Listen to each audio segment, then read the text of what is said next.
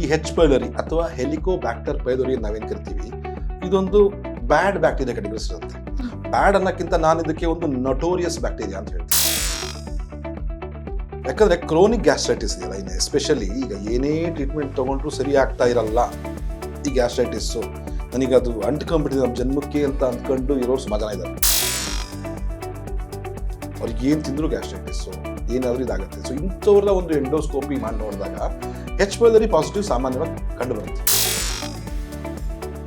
ಈ ಹೆಂಗೆ ಅಂಟ್ಕೊಂಡಿರುತ್ತೆ ಅಂತ ಹೇಳಿದ್ರೆ ಅದು ಕಂಪ್ಲೀಟ್ ಆಗಿ ಎರಾಟಿಕೇಟ್ ಆಗೋದ್ರಿಂದ, ಹೊಟ್ಟೆ ಇದು ಭಾಗದಿಂದ ಎರಾಟಿಕ್ ಆಗೋ ತನಕ ಈ ಗ್ಯಾಸ್ಟ್ರೈಟಿಸ್ ಸಮಸ್ಯೆಗಳಿಂದ ಹೊರಗಡೆ ಬರೋಕ್ಕೆ ಸಾಧ್ಯ ಇಲ್ಲ.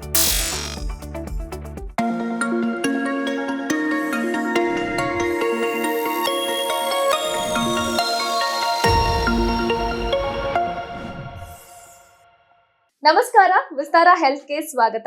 ನಾನು ಅಪೇಕ್ಷಾ ಜೈನ್. ಇತ್ತೀಚಿನ ದಿನಗಳಲ್ಲಿ ಯಾರೇ ಎಂಡೋಸ್ಕೋಪಿ ಮಾಡಿಸಿದ್ರು ಹೆಚ್ ಪೈಲರಿ ಬ್ಯಾಕ್ಟೀರಿಯಾ ಪಾಸಿಟಿವ್ ಇದೆ, ಹೆಚ್ ಪೈಲರಿ ಬ್ಯಾಕ್ಟೀರಿಯಾ ಗ್ರೋತ್ ಜಾಸ್ತಿ ಆಗಿದೆ ಅಂತ ಹೇಳ್ತಾರೆ. ಏನಿದು ಹೆಚ್ ಪೈಲರಿ ಬ್ಯಾಕ್ಟೀರಿಯಾ ಹೇಳಿದ್ರೆ ಇದರ ಗ್ರೋತ್ ಜಾಸ್ತಿ ಆದ್ರೆ ಏನೇನ್ ಸಮಸ್ಯೆ ಆಗುತ್ತೆ, ಪರಿಹಾರಗಳೇನು, ಇವೆಲ್ಲವನ್ನ ಡಿಸ್ಕಸ್ ಮಾಡೋದಕ್ಕೆ ಇವತ್ತಿನ ಕಾರ್ಯಕ್ರಮದಲ್ಲಿ ನಮ್ಮ ಜೊತೆಗಿದ್ದಾರೆ ನ್ಯಾಚುರೋಪತಿ ಹಾಗೂ ಫಂಕ್ಷನಲ್ ಮೆಡಿಸಿನ್ ಎಕ್ಸ್ಪರ್ಟ್ ಆಗಿರುವಂತಹ ಡಾಕ್ಟರ್ ಚಂದ್ರಶೇಖರ್ ಸರ್ಜಾ ಅವರು. ಸರ್ ನಮಸ್ಕಾರ. ಸರ್, ನಾನು ಆಗ್ಲೇ ಹೇಳಿದಾಗೆ ಹೆಚ್ ಪೈಲರಿ ಬ್ಯಾಕ್ಟೀರಿಯಾ ಗ್ರೋತ್ ಜಾಸ್ತಿ ಆಗುತ್ತೆ ಅಂತ ಎಂಡೋಸ್ಕೋಪಿಯಲ್ಲಿ ತಿಳಿದು ಬರುತ್ತೆ. ಏನಿದು ಹೆಚ್ ಪೈಲರಿ ಬ್ಯಾಕ್ಟೀರಿಯಾ ಅಂತ ಹೇಳಿದ್ರೆ ಯಾವ ಕಾರಣದಿಂದ ಇದರ ಗ್ರೋತ್ ಜಾಸ್ತಿ ಆಗುತ್ತೆ? ನಮಗೆಲ್ಲ ಗೊತ್ತಿರೋಂಗೆ ಸುಮಾರು ಬ್ಯಾಕ್ಟೀರಿಯಾಗಳು ಇರ್ತವೆ, ಗುಡ್ ಬ್ಯಾಕ್ಟೀರಿಯಾ, ಬ್ಯಾಡ್ ಬ್ಯಾಕ್ಟೀರಿಯಾ. ಈ ಹೆಚ್ ಪೈಲರಿ ಅಥವಾ ಹೆಲಿಕೋಬ್ಯಾಕ್ಟರ್ ಪೈಲೋರಿ ನಾವೇನು ಕರಿತೀವಿ, ಇದೊಂದು ಬ್ಯಾಡ್ ಬ್ಯಾಕ್ಟೀರಿಯಾ ಕ್ಯಾಟಗರೀಸ್ ಇರುತ್ತೆ. ಬ್ಯಾಡ್ ಅನ್ನೋಕ್ಕಿಂತ ನಾನು ಇದಕ್ಕೆ ಒಂದು ನೊಟೋರಿಯಸ್ ಬ್ಯಾಕ್ಟೀರಿಯಾ ಅಂತ ಹೇಳ್ತೀನಿ.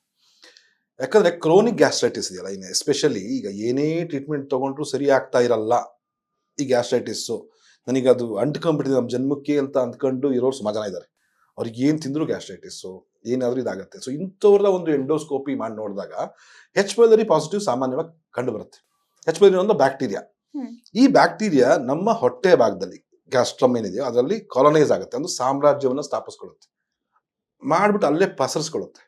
ಅದು ಈ ಹೆಂಗೆ ಅಂಟ್ಕೊಂಡಿರುತ್ತೆ ಅಂತ ಹೇಳಿದ್ರೆ ಅದು ಕಂಪ್ಲೀಟ್ ಆಗಿ ಎರಾಟಿಕೇಟ್ ಆಗೋದ್ರಿಂದ, ಹೊಟ್ಟೆ ಇದು ಭಾಗದಿಂದ ಎರಾಟಿಕ್ ಆಗೋ ತನಕ ಈ ಗ್ಯಾಸ್ಟ್ರೈಟಿಸ್ ಸಮಸ್ಯೆಗಳಿಂದ ಹೊರಗಡೆ ಬರೋಕ್ಕೆ ಸಾಧ್ಯ ಇಲ್ಲ. ಸೊ ಈ ಹೆಚ್ ಪೈಲರಿ ಸುಮಾರು ಕಾಯಿಲೆಗಳನ್ನ ತರುತ್ತೆ. ಅದರಲ್ಲಿ ಸ್ಪೆಸಿಫಿಕಲಿ ಏನು ಅಂತ ಹೇಳಿದ್ರೆ ಇದು hyper acidity and hypo acidity ಅಥವಾ ಈ ಗ್ಯಾಸ್ಟ್ರೈಟಿಸ್ ಸಮಸ್ಯೆಗಳನ್ನ ಕಂಡುಹಿಡಿಯೋದು. So one of the chronic ಗ್ಯಾಸ್ಟ್ರೈಟಿಸ್ಗೆ ಹೆಚ್ ಪೈಲರಿ ಕಾರಣ. ಓಕೆ ಸರ್, ಸುಮಾರು ಕಾಯಿಲೆ ಅಂತ ಹೇಳಿದ್ರಿ. ಗ್ಯಾಸ್ಟ್ರೈಟಿಸ್ ಹೊರತುಪಡಿಸಿ ಇನ್ನು ಯಾವೆಲ್ಲ ಆರೋಗ್ಯ ಸಮಸ್ಯೆಗಳಿಗೆ ಈ ಬ್ಯಾಕ್ಟೀರಿಯಾ ಗ್ರೋತ್ ಕಾರಣ ಆಗುತ್ತೆ? ನೋಡಿ, ಈ ನೆಗೆಟಿವ್ ಬ್ಯಾಕ್ಟೀರಿಯಾಗಳು ಸುಮಾರು ಟಾಕ್ಸಿನ್ಸ್ಗಳನ್ನ ಪ್ರೊಡ್ಯೂಸ್ ಮಾಡ್ತಾರೆ. ಕೆಲಸ ಸುಮ್ಮನೆ ಇರೋದಲ್ಲ, ಅದಲ್ಲಿ ಅದೊಂದು ಸಾಮ್ರಾಜ್ಯ ಸ್ಥಾಪಿಸಬೇಕು. ಯಾವುದೇ ಒಂದು ಬ್ಯಾಕ್ಟೀರಿಯಾ ಆಗಲಿ, ವೈರಸ್ ಆಗಲಿ, ಫಂಗಸ್ ಆಗಲಿ, ತಾನು ಬೆಳಿಬೇಕು ಅಂತ ಇರುತ್ತಲ್ಲ. ಸೊ ಆ ಜಾಗನ ಬೆಳೆಯುತ್ತೆ ಅಂದ್ರೆ ಅದಕ್ಕೋಸ್ಕರ ಒಂದು ಕೆಲವು ಕೆಮಿಕಲ್ಸ್ಗಳನ್ನ ಉತ್ಪಾದನೆ ಮಾಡಕ್ಕೆ ಶುರು ಮಾಡುತ್ತೆ. ಸೊ ಇದರಿಂದಾಗಿ ಸುಮಾರು ಕಾಯಿಲೆಗಳು ಬರ್ತವೆ. ಈಗ ನೋಡಿ, ಆಕ್ಚುಲಿ ಮೈಗ್ರೇನ್ ಅಂತ ಒಂದು ಕಾಯಿಲೆ ಇದೆ. There is a strong research ಪ್ರಕಾರ ಏನ್ ಪ್ರೂವ್ ಆಗಿದೆ ಅಂದ್ರೆ ಮೈಗ್ರೇನ್ ಸಮಸ್ಯೆ ಕೂಡ ಈ ಹೆಚ್ ಪೈಲರಿ ಬ್ಯಾಕ್ಟೀರಿಯಾ ಪಾಸಿಟಿವ್ ಇರುತ್ತೆ. ಅವ್ರಲ್ಲಿ ನಾವು ಚೆಕ್ ಮಾಡಿ ನೋಡಿದಾಗ this is a strong link between H pylori bacteria and migraine. Hyper acidity ಇರ್ಬೋದು, ಹೈಪೋ ಅಸಿಡಿಟಿ ಇರ್ಬೋದು, ಇದು ನಮಗೆ ಗೊತ್ತಿರಂಗೆ ಹೆಚ್ ಪೈಲರಿ ಕಾಸ್ ಮಾಡೇ ಮಾಡುತ್ತೆ. ಇನ್ನೊಂದು ಈ ಗ್ಯಾಸ್ಟ್ರಿಕ್ ಅಲ್ಸರ್ಸ್ ಇರ್ಬೋದು, ಇದನ್ನು ಕೂಡ ಹೆಚ್ ಪೈಲರಿ ಬ್ಯಾಕ್ಟೀರಿಯಾನೇ ಕಾಸ್ ಮಾಡುವಂಥದ್ದು ಇದು ಕೆಳಭಾಗದಲ್ಲಿ ಇದ್ದಾಗ. ಅದೇ ರೀತಿ ಈ ಗ್ಯಾಸ್ಟ್ರಿಕ್ ಕಾರ್ಸಿನೋಮದಂತ ಒಂದು ಕಾಯಿಲೆಗಳು ಕೂಡ ನಾವು ನೋಡ್ತಾ ಹೋದ್ರೆ ಆಕ್ಚುಲಿ ಈ ಮೇಲ್ಗಡೆ ಭಾಗದಲ್ಲಿ ಏನಾದ್ರು ಸಾಮ್ರಾಜ್ಯವನ್ನು ಸ್ಥಾಪಿಸ್ಕೊಂಡಿದ್ರೆ, ಸ್ಟೊಮಕ್ ಅಪ್ಪರ್ ಪಾರ್ಟ್ ಕಾರ್ಪಸ್ ಅಂತ ಏನ್ ಹೇಳ್ತೀವಿ, ಅಲ್ಲೇನಾದ್ರು ಇದ್ರೆ ಈ ಹೆಚ್ ಪೈಲರಿ ಬ್ಯಾಕ್ಟೀರಿಯಾದ ಇನ್ಫೆಕ್ಷನ್ ಅಲ್ಲಿ ಇವಾಗ ಇದು ಕನ್ವರ್ಟ್ ಆಗ್ಬಿಟ್ಟು ಗ್ಯಾಸ್ಟ್ರಿಕ್ ಕಾರ್ಸಿನೋಮ ತನಕನೂ ಆಗ್ಬೋದು. ಸೊ ಸಿಂಪಲ್ ಗ್ಯಾಸ್ಟ್ರೈಟಿಸ್ ಇಂದ ಹಿಡಿದು ಗ್ಯಾಸ್ಟ್ರಿಕ್ ಕಾರ್ಸಿನೋ ತನಕನೂ ಕೂಡ ಈ ಹೆಚ್ ಪೈಲರಿ ಅನ್ನೊಂದು ನೊಟೋರಿಯಸ್ ಬ್ಯಾಕ್ಟೀರಿಯಾ ಕಾಸ್ ಮಾಡುತ್ತೆ. ಸರ್, ಹೆಚ್ ಪೈಲರಿ ಬ್ಯಾಕ್ಟೀರಿಯಾ ಎಲ್ಲರ ಬಾಡಿಲೂ ಇರುತ್ತಾ ಅಥವಾ ನಮ್ಮ ಹೊರಗಡೆಯಿಂದ ಬಾಡಿಗೆ ಎಂಟರ್ ಆಗುತ್ತಾ ಅಂತ? ಪ್ರತಿಯೊಬ್ಬರ ಬಾಡಿಲಿ ಇದ್ದೇ ಇರುತ್ತೆ. ಅಂದ್ರೆ ಅದೊಂದು ಡಿಸೀಸ್ ನ ಕಾಸ್ ಮಾಡಬೇಕು ಅಂತ ಹೇಳಿದ್ರೆ ಅದಕ್ಕೆ ಎಷ್ಟು ಪ್ರಮಾಣದಲ್ಲಿ ಕಪ್ಪು ಜೀರಿಗೆ ಮತ್ತು ಅತ್ಯಮೂಲ್ಯ ಸ್ಥಳೀಯ ಗಿಡಮೂಲಿಕೆಗಳಿಂದ ಮಾಡಿದ ಅಪ್ಸರಾ ಹರ್ಬಲ್ ಭಿವಂಡಿಯ ರೋಗನ್ ಸುಕೂನ್ ಮಸಾಜ್ ಎಣ್ಣೆಯನ್ನು ಯಾವಾಗಲೂ ಬಳಸಿ. ಸೊ ಹೊರಡಿಂದನೂ ಎಂಟರ್ ಆಗೋ ಚಾನ್ಸಸ್ ಇರುತ್ತೆ, ಬಟ್ ಪ್ರತಿಯೊಬ್ಬ ಬಾಡಿನಲ್ಲೂ ಇರುತ್ತೆ. ಕೆಲವರು ಅದನ್ನ ಬೆಳೆಸ್ತಾ ಹೋಗ್ತಾರೆ.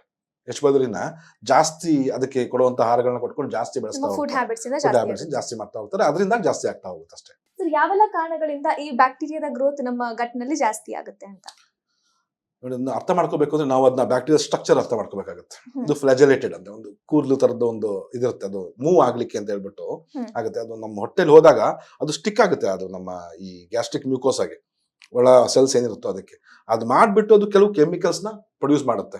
ಸೊ ಈ ಕೆಮಿಕಲ್ಸ್ ಜಾಸ್ತಿ ಪ್ರೊಡ್ಯೂಸ್ ಮಾಡಬೇಕು, ಚೆನ್ನಾಗಿ ಬೆಳಿಬೇಕು ಅಂತ ಹೇಳಿದ್ರೆ ಅದಕ್ಕೆ ಆಹಾರ ಬೇಕಲ್ವಾ.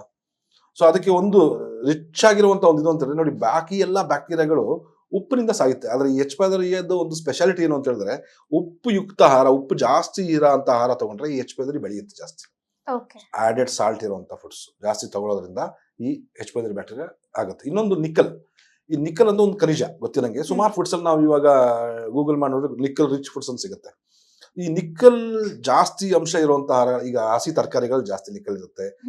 ಸ್ಪ್ರೌಟ್ಸ್ ಈ ಮೊಳಕೆ ಕಟ್ಟಿದ ಕಾಳುಗಳಲ್ಲಿ ಜಾಸ್ತಿ ಇರುತ್ತೆ ಈ ನಿಕ್ಕಲ್ನ ಅಂಶ.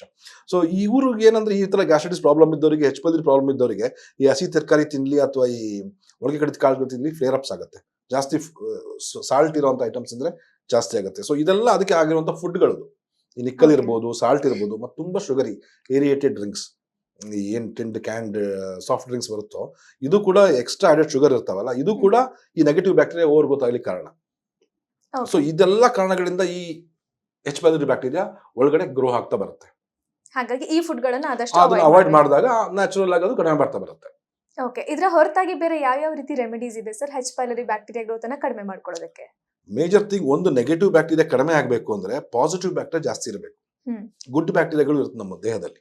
ಆ ಗುಡ್ ಬ್ಯಾಕ್ಟೀರಿಯಾಗಳ ಪ್ರಮಾಣ ಜಾಸ್ತಿ ಮಾಡಿದ್ರೆ ಅದು ಏನು ಉತ್ಪಾದನೆ ಮಾಡುತ್ತಲ್ಲ ಕೆಮಿಕಲ್ಸ್, ಅದು ಈ ಕೆಟ್ಟ ಬ್ಯಾಕ್ಟೀರಿಯಾಗಳನ್ನ ಸಾಯಿಸ್ತಾ ಬರುತ್ತೆ. H. pylori ಒಂದೇ ಅಲ್ಲ, ದೇಹದಲ್ಲಿ ಸಾವಿರಾರು ತರದ್ದು ನೆಗೆಟಿವ್ ಬ್ಯಾಕ್ಟೀರಿಯಾ ಇರುತ್ತೆ. ಅದೆಲ್ಲದನ್ನು ಕಡಿಮೆ ಮಾಡಬೇಕು ಅಂದ್ರೆ ಒಳ್ಳೆ ಬ್ಯಾಕ್ಟೀರಿಯಾಗಳನ್ನ ಪ್ರಮಾಣ ಜಾಸ್ತಿ ಮಾಡಬೇಕು. ಹೆಂಗ್ ಜಾಸ್ತಿ ಮಾಡೋದು? ಒಳ್ಳೆ ಬ್ಯಾಕ್ಟೀರಿಯಾಗಳ ಫುಡ್ ಯಾವುದು? ಒಳ್ಳೆ ಫೈಬರ್ ಇರುವಂತಹ ಅಂಶಗಳು, ನಾರು ಇರುವಂತಹ ತರಕಾರಿಗಳಿರ್ಬೋದು, ಹಣ್ಣುಗಳಿರ್ಬೋದು, ಇಂಥದ್ರೆಲ್ಲ ಒಳ್ಳೆ ಫೈಬರ್ ಅಂಶ, ನಾರಿನ ಅಂಶ ಇರುತ್ತೆ. ಅದು ಗುಡ್ ಬ್ಯಾಕ್ಟೀರಿಯಾ ಫುಡ್. ಅದು ಜೊತೆಗೆ ಪ್ರೋಬಯೋಟಿಕ್ ಫುಡ್ಸ್ ಇರುತ್ತೆ, ಲೈಕ್ ಮೊಸರು ಇರ್ಬೋದು ಅಥವಾ ಕೆಲವು ಪಿಕಲ್ಸ್ ಇರ್ಬೋದು. ಇದರಲ್ಲೆಲ್ಲ ಒಳ್ಳೆ ರಿಚ್ ಯಾಕುಲ್ಟ್ ಅಂತ ಎಲ್ಲ ಬರುತ್ತೆ. ಈ ತರದಲ್ಲೆಲ್ಲ ಒಳ್ಳೆ ಪ್ರೋಬಯೋಟಿಕ್ ರಿಚ್ ಫುಡ್ಸ್ ಇವೆಲ್ಲ ನಮ್ಮ ಒಳ್ಳೆ ಬ್ಯಾಕ್ಟೀರಿಯಾಗಳಿಗೆ ನರಿಶ್ ಮಾಡುತ್ತೆ. ಸೊ ಈ ತರ ಫುಡ್ಸ್ ಗಳನ್ನ ಜಾಸ್ತಿ ತಗೊಂಡ್ಬಿಟ್ಟು ಗುಡ್ ಬ್ಯಾಕ್ಟೀರಿಯಾ ಜಾಸ್ತಿ ಮಾಡಬೇಕು. ಅದರ ಒಂದು ಮುಳ್ಳಿಂದ ಹೆಂಗ್ ತೆಗಿತ ಹಂಗೆ ಗುಡ್ ಬ್ಯಾಕ್ಟೀರಿಯಾ ಜಾಸ್ತಿ ಮಾಡಿ ನೆಗೆಟಿವ್ ಬ್ಯಾಕ್ಟೀರಿಯಾನ ಕಡಿಮೆ ಮಾಡಬೇಕು. ಮತ್ತೆ ಈ ತರ ಫುಡ್ಸ್ ಇಂದ ದೂರ ಇರಬೇಕು. ತುಂಬಾ ಸಾಲ್ಟ್ ಇರೋ ಐಟಮ್ಸು, ಶುಗರಿ ಐಟಮ್ಸು, ಈ ತರ ಎಲ್ಲ ಮಾಡಿದಾಗ ರಾ ಫುಡ್ಸ್ ಕೂಡ ಕಡಿಮೆ ಮಾಡಬೇಕು ಆಕ್ಚುಲಿ. ಮತ್ತೆ H. pylori ಬ್ಯಾಕ್ಟೀರಿಯಾ ಇನ್ನೊಂದೇನು ಅಂತ ಹೇಳಿದ್ರೆ ಒಳ್ಳೆ ಗುಡ್ ಬ್ಯಾಕ್ಟೀರಿಯಾ ಜಾಸ್ತಿ ಮಾಡ್ಲಿಕ್ಕೆ ಅಂದ್ರೆ ಗಂಜಿ. ಹಿಂದಿನ ದಿವಸ ಮಾಡಿದ ತಂಗಳ ಗಂಜಿ ಅಂತ ಹೇಳ್ತೀವಿ. ಹಿಂದಿನ ಕಾಲದಲ್ಲಿ ನೋಡಿ ಆಕ್ಚುಲಿ ಇದಕ್ಕೆಲ್ಲ ಹೋಗೋರು ಗ್ಯಾಸ್ಟ್ರಿಕ್ಸ್ ಎಲ್ಲರೂ ಇತ್ತ, ಕಾನ್ಸ್ಟಿಪೇಷನ್ ಎಲ್ಲರೂ ಇತ್ತ, ಆರಾಮಾಗಿದ್ರು. ಗ್ಯಾಸ್ಟ್ರಿಕ್ ಇತ್ತೀಗೆ ಜಾಸ್ತಿ ಇದ್ದಾನೆ ಆಗ್ತಿರೋದು. ರಾತ್ರಿ ಅನ್ನ ಏನಾದ್ರು ಉಳಿದು ಬಿಟ್ರೆ ರಾತ್ರಿ ನೀರ್ ಹಾಕಿಟ್ಬಿಡೋರು, ಬೆಳಿಗ್ಗೆ ಅದನ್ನ ತಿನ್ಕೊಂಡು ಗದ್ದೆಗೋ ತೋಟಕ್ಕೂ ಹೋಗೋರು. ಗ್ಯಾಸ್ಟ್ರಿಕ್ಸ್ ಅನ್ನೋದೇ ಇರ್ಲಿಲ್ಲ. ಫ್ರಿಜ್ ಅಲ್ಲಿ ಎಲ್ಲಿ ಉಳಿಯುತ್ತೆ? ಬ್ಯಾಕ್ಟೀರಿಯಾಗಳ ಡೆವಲಪ್ಮೆಂಟ್ ಆಗಲ್ಲ. ಬ್ಯಾಕ್ಟೀರಿಯಾಗಳು ಬರಬಾರ್ದು ಅಂತಾನೆ ಫ್ರಿಜ್ ಇಡೋದು ನಾವು. ಸೊ ಇದೊಂದು ಡಿಕ್ಟೇಟರ್ ಆಫ್ ಹೆಲ್ತ್ ನಾವು ಸಾಯಿಸ್ತಾ ಇದೀವಿ. ಅಂದ್ರೆ ಈ ತರ ಒಂದು ಕಲ್ಚರ್ನ ಬಿಟ್ಟಿದೀವಿ. ಅದೊಂದು ತಗೊಳ್ಳೋದ್ರಿಂದ ಕೂಡ ಈ ಗುಡ್ ಬ್ಯಾಕ್ಟೀರಿಯಾಗಳ ಪ್ರಮಾಣ ಜಾಸ್ತಿ ಆಗುತ್ತೆ. ಸೊ ಹಂಗಾಗಿ ಇದು ಕಡಿಮೆ ಆಗ್ತಾ ಬರುತ್ತೆ. H. pylori ಬ್ಯಾಕ್ಟೀರಿಯಾನ ಯಾವ ರೀತಿ ಇರಾಡಿಕೇಟ್ ಮಾಡ್ಕೊಂಡು ನಮ್ಮ ಹೆಲ್ತ್ ನ ಮೇಂಟೈನ್ ಮಾಡಬಹುದು ಅನ್ನೋದನ್ನ ತಿಳಿಸಿಕೊಟ್ರಿ ಸರ್, ಧನ್ಯವಾದ. ಗಾಯ, ಉಳುಕು, ತಲೆನೋವು, ಸೊಂಟ ನೋವು, ಕೀಲು ನೋವು, ಮೈಕೈ ನೋವು, ಎಲ್ಲ ರೀತಿಯ ಬೇನೆಯಿಂದ ಮುಕ್ತರಾಗಿ ಅಪ್ಸರಾ ಹರ್ಬಲ್ ಭಿವಂಡಿಯ ರಿಜಿಸ್ಟರ್ಡ್ ಟ್ರೇಡ್ ಮಾರ್ಕ್ ಹಾಗೂ ಹಾಲೋಗ್ರಾಮ್ ಅನ್ನು ನೋಡಿ ಖರೀದಿಸಿ. ಅನುಕ್ಷಣದ ಸುದ್ದಿಗಳಿಗಾಗಿ Vistara news YouTube channel subscribe ಮಾಡಿ. ಹೊಸ ಸುದ್ದಿಗಳ ನೋಟಿಫಿಕೇಶನ್ಗಾಗಿ ಬೆಲ್ ಐಕಾನ್ ಕ್ಲಿಕ್ ಮಾಡಿ. ಲೇಟೆಸ್ಟ್ ಅಪ್ಡೇಟ್ಸ್ಗಾಗಿ www.vistaranews.com ವೆಬ್ಸೈಟ್ಗೆ ವಿಸಿಟ್ ಮಾಡಿ. ಅಂಗೈಯಲ್ಲೇ ಜಗತ್ತಿನ ಸುದ್ದಿ ತಿಳಿಯಲು Vistara news Kannada app download ಮಾಡಿ.